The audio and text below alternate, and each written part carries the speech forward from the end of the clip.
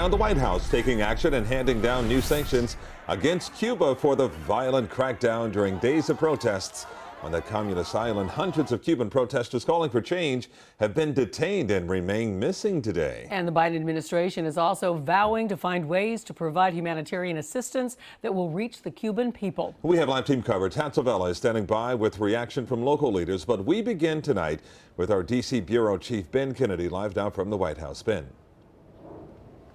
Calvin Christie, this is President Biden's first big step of action for the people of Cuba, meant to punish Cuban officials for human rights abuses.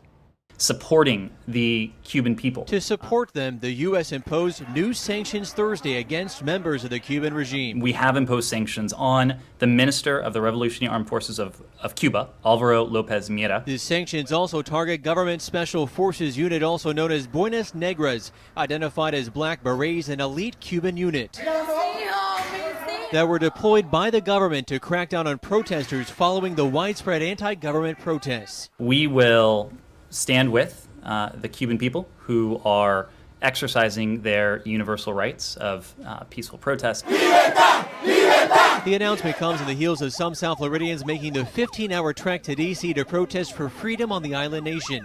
The White House released a statement in part that we hold the Cuban regime accountable. Our support for the Cuban people is unwavering. He had asked his team to look into a range of options that would both help the Cuban people, help provide humanitarian assistance. Florida Governor Ron DeSantis wants the federal government to help reconnect Cubans to the internet. So I wrote Biden a letter saying, let's restore connectivity. This as city leaders in Miami react to the new sanctions. Cuba, there is no negotiation.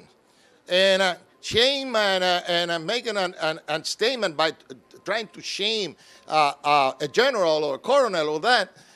I mean, you cannot shame a person that has no shame. And Cuban Foreign Minister Bruno Rodriguez responded to the sanctions via Twitter, denouncing the State Department's efforts to condemn Cuba. Live at the White House, Ben Kennedy, Local 10 News.